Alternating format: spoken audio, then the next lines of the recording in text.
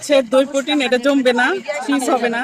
আর আমার যে প্রোটিনটাও সেটাও আমি সেদিন 4টা প্রোটিন নিয়ে আসছিলাম। একটা ছোট্ট মেয়ে বেবি বলতেছে ওয়াও আম্মু, মানে প্যারাগারও দিব না, জেলিটিনও দিব না, ডিমও দিব না, কারণ যেটা যে নিয়ম আমি সেই নিয়মে করেছি। হ্যাঁ, ক্যারামেল টাইপের, এটা হচ্ছে প্রোটিনই কিন্তু এটা দই স্টাইলের। কারণ এক ঘেয়েমে খাবার তো সবাই খায়। আমি খাবার নিয়ে কাজ করি ছোটবেলা থেকে, রান্না খুব ফেমাস আমি। আমার ভর্তা ভাত তো মনে হয় যে এখানে আমি ভর্তা বানাই নিয়ে আসি, তা পাবলিকে খায় বলবে যে খাইছি।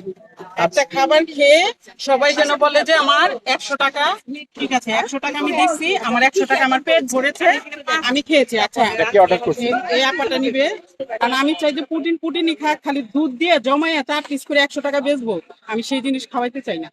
আমি এটা লস দিয়েও খাওয়াবো, কিন্তু মানুষ খেয়ে বলুক যে না এটা হচ্ছে খাবার টেস্ট। সবাই তো একই টাইপের সেল করতেছে, আপনি একটু ডিফারেন্ট টাইপের করে আনছেন।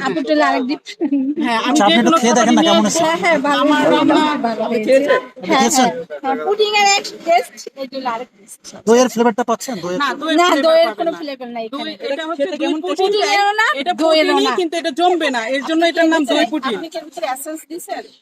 সরি, মানে না না, এসেন্সটা ইউজ একটু করছেন? একটু ভ্যানিলা দিতে হয়, এটা তো কারণ দিতে হয়, ভ্যানিলা না এবার দিলে ফ্লেভারটা মানে আসবে একটা না। ফ্লেভার আসবে না। Right. যে কোনো একটা খাবারের একটা গন্ধ আছে, হ্যাঁ, হ্যাঁ, পুদিনা পাতার একটা গন্ধ আছে। এসেন্সটা না দিলে হ্যাঁ, ফ্লেভারটা একটা একটু ভ্যানিলা কোটা দিতে হয় যেন আমার দুধটার একটা গন্ধ না পাক বা কোনো কিছু না পাক। কিন্তু আমি সবচেয়ে দামি এক্সপেন্সিভ এই জিনিসগুলা কিনি, লোকাল কিছু কিনি না। আমার বাসা বসুন্ধরাতে, আমি যমুনা ফিউচার পার্কে দেখবেন যে বিসিসি আজকে মার্কেটে কয়টা sell যত করেছেন আপনি? বাইরের প্রোডাক্ট আছে আমি সব খাবারের জন্য কিনি, আমার বাসার জন্য।